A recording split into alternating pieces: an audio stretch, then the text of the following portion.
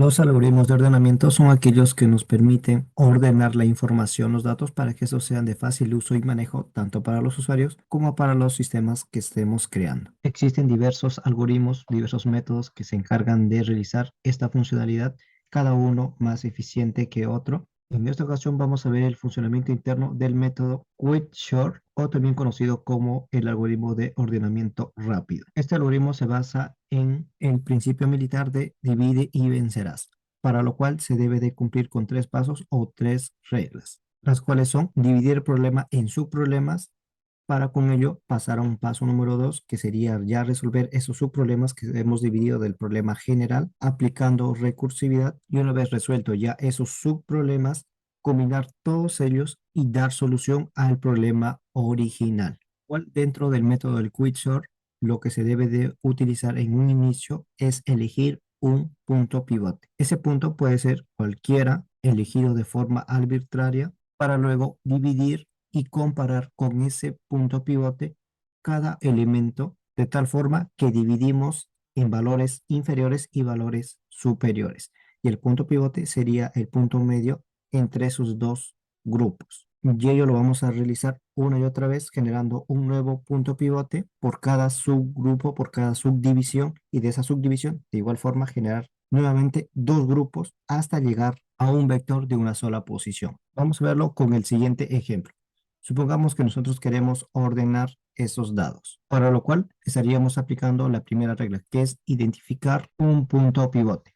En mi caso voy a elegir por conveniencia y simplicidad mi primer dado. Este va a ser mi punto pivote. Y en base a este yo voy a comparar los demás, y si es menor pasaría al lado izquierdo, y si es mayor pasaría al lado derecho. Por lo tanto, empiezo a comparar con los demás elementos. 1 es mayor que 5, no. Por lo tanto, pasa al lado izquierdo. 4 es mayor que 5, no. Pasa al lado izquierdo. 6 es mayor que 5, sí. Por lo tanto, pasa al lado derecho. 3 es mayor que 5, no. Pasa al lado izquierdo. Y nuestro último elemento, 2, como es menor, pasa al lado izquierdo. De esa forma estamos dividiendo en dos grupos. Y nuestro punto pivote se estaría ubicando en la parte central de estos dos elementos. Una vez realizado una primera iteración, cogemos los grupos y esos grupos les volvemos a realizar lo mismo. Volvemos a utilizar un solo punto pivote para comparar los demás elementos. Tenemos este grupo. A este grupo yo voy a elegir el primer elemento como mi punto pivote. Comparo los demás elementos. 4 es mayor, por lo tanto, se ubica en el lado derecho. 3 es mayor, se ubica en el lado derecho. 2 también es mayor, por lo tanto, se ubica en el lado derecho. Y nuestro punto pivote se estaría ubicando antes de esos elementos, es decir, en el lado izquierdo. Volvemos a realizar lo mismo, utilizamos el grupo que está quedando para volver a identificar un punto pivote. Comparamos los dos elementos restantes. 3 es mayor que 4, no, por lo tanto se ubica en el lado izquierdo. 2 es mayor, no, por lo tanto se ubica en el lado izquierdo también. Y nuestro punto pivote se estaría ubicando en el lado derecho, que sería el número 4. Y recordando que este procedimiento se lo va a realizar hasta obtener un vector de una sola posición. Por ello, vuelvo a utilizar el grupo que está quedando pendiente y elijo mi punto pivote. Vuelvo a comparar. 2 es mayor que 3. No, por lo tanto se ubica en el lado izquierdo, y mi punto pivote se estaría ubicando en el lado derecho. Llegando a este punto, ya hemos desglosado todo nuestro arreglo, todo nuestro conjunto de elementos, y hasta ese punto ya tenemos todos los datos ordenados. Hasta este punto ya todos los elementos han sido ordenados, ya que hemos llegado a un vector de una sola posición. Por lo tanto, si empezamos a agrupar todos los elementos que se encuentran ya divididos en uno solo, estaríamos ordenándolo ya de una forma ascendente, de menor a mayor. Tenemos al número 6, luego al número 5, al número 1, al 4, al 3 y al 2. Esa es la forma, cómo funciona de forma interna este algoritmo, el algoritmo del Quicksort, también conocido como el algoritmo de ordenamiento rápido. Ahora vamos a verlo directo con un ejercicio hecho en Java, en programación. Pasar toda esa lógica a un lenguaje de programación. Para ello, lo que estoy realizando es abriendo mi blog de notas y estoy creando un nuevo archivo con el nombre de quicksort.java. Todos estos ejercicios los estamos haciendo utilizando simplemente nuestro blog de notas de nuestras computadoras. Por aquí te dejo una tarjetita para que puedas descargar y configurar el kit de desarrollo de Java para que puedas también trabajar solo con tu blog de notas y puedas seguir conmigo la implementación de este algoritmo. Por cierto, si no te has suscrito, suscríbete y activa la campanita para que no te pierdas de los siguientes videos y YouTube te pueda avisar cada vez que suba un video nuevo, ya que en los siguientes videos voy a estar subiendo el funcionamiento de los otros algoritmos que también se encargan de ordenar información y datos. Entonces, para implementar este algoritmo, lo que vamos a hacer es crear una clase con el mismo nombre que hemos creado nuestro archivo .java. Escribimos public espacio class quitsort, abrimos corchetes y cerramos corchetes. Lo que procedemos es a realizar nuestra clase maestra. Para ello escribimos public static void main, abrimos paréntesis y agregamos string. Arts, abrimos y cerramos corchetes y las llaves respectivas para nuestro main. Ahora, cuando queremos implementar la parte lógica que vimos sobre el funcionamiento del algoritmo de Queenshot, lo que debemos de utilizar son funciones. Dentro de Java, nosotros podemos generar funciones bien antes de nuestro main o bien después de nuestro main, es decir, dentro de estas dos llaves de cierre o bien antes, en esta parte de aquí. Yo lo suelo trabajar después de nuestro main porque en esta parte del main es donde invocamos a esas funciones, a esos métodos que estemos creando en esta clase. En mi caso lo voy a crear después del main. Para ello me ubico en esta parte y te voy a comentar que aquí vamos a hablar sobre el funcionamiento.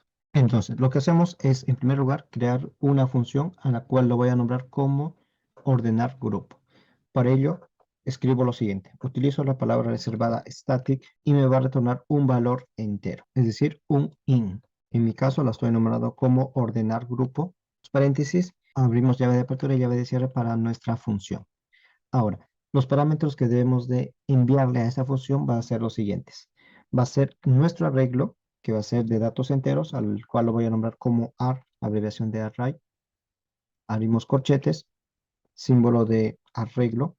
También vamos a agregarle dos valores más que van a ser los índices. Y estos índices van a ser para los datos que se encuentren a la derecha y a la izquierda. Recordemos que cuando utilizamos este algoritmo, lo primero que hacemos es identificar un punto pivote. Y en base a ese punto pivote empezamos a comparar los demás elementos y los vamos a dividir en bien al lado derecho o bien al lado izquierdo. Es decir, si es mayor o es menor. Entonces, dicho ello, voy a crear una variable la cual lo voy a nombrar como índice del arreglo izquierdo. Vamos a agregar el otro índice que va a ser el índice para el arreglo del lado derecho. Lo que vamos a continuar es creando una variable que se va a llamar pivote y esta variable va a tener almacenado el valor que tiene nuestro arreglo en la posición del índice del arreglo derecho. Seguidamente vamos a crear una segunda variable a la cual vamos a nombrar como elemento, que va a ser igual a nuestro índice del arreglo izquierdo menos 1. Agregamos el punto y coma y vamos a utilizar un ciclo repetitivo for para poder hacer el recorrido de los elementos.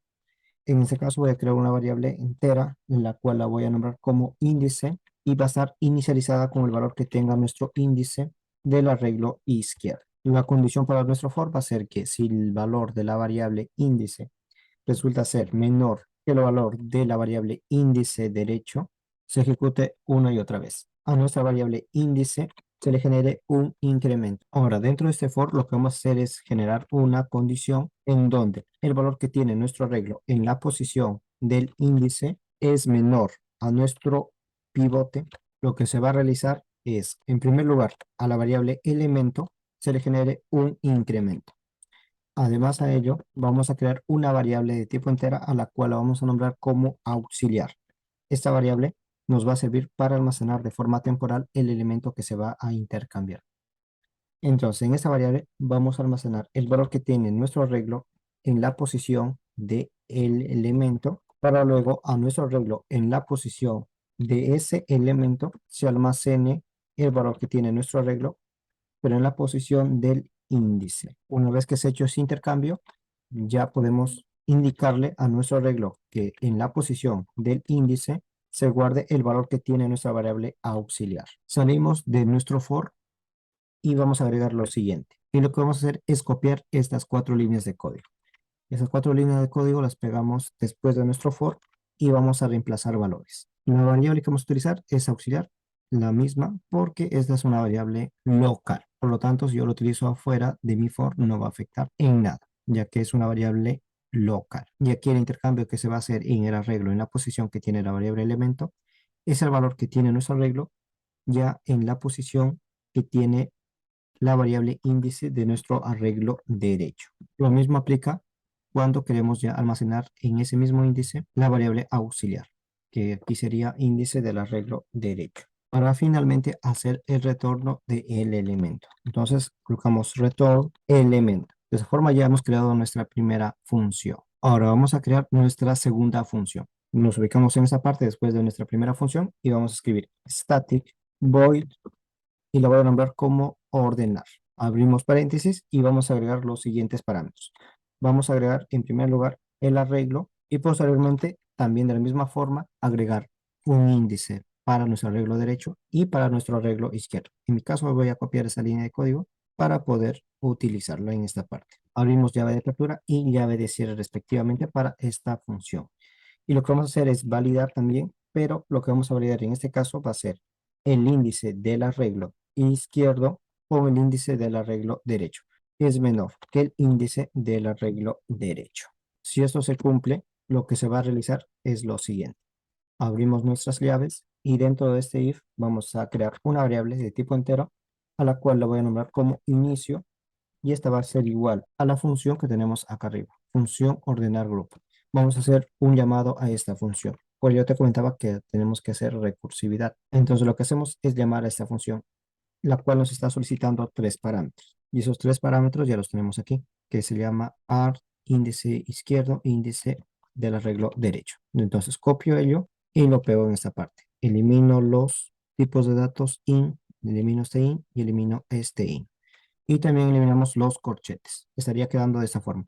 Estas tres variables que estamos enviando como parámetros a esa función ordenar son las que le enviamos a esa función ordenar grupo, que es la de acá arriba, la que creamos en un inicio, para posteriormente hacer llamado a esta misma función, es decir, a la función ordenar. Y ello lo hacemos por lo siguiente. Utilizamos esa función que se llama ordenar, que es esa misma la que estamos creando ahora. Se va a hacer llamado a ella misma y esta también nos está pidiendo tres parámetros. Aquí el valor que vamos a enviar es el arreglo en un inicio. El otro valor va a ser el índice del arreglo izquierdo.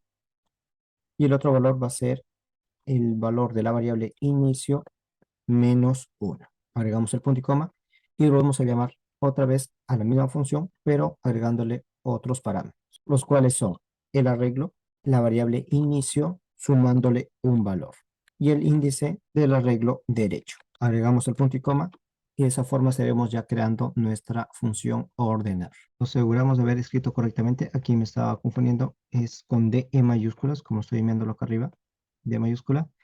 Y por aquí también tenemos que cambiar esta I por una I en mayúscula. Ahora lo que faltaría ya es hacer la invocación a estas funciones y hacer la prueba con un arreglo desordenado. Por lo tanto, me ubico dentro de mi main, dentro de estas llaves, ya que esta es la parte en donde se va a ejecutar mi función. Recordemos que esta parte de acá es donde se va a configurar y esta es la parte en donde se llama. Esta es la parte que se ejecuta porque es la clase maestra, main. Por lo tanto, para esta prueba voy a crear una variable de tipo entero que va a ser un arreglo de datos enteros, a la cual la voy a nombrar como prueba. Abrimos corchetes, igual, abrimos llaves y dentro de las llaves vamos a agregar valores aleatorios. Por ejemplo, yo voy a agregar el valor de 4, 5, 6, 2, 0, 12, 10, 8, 3.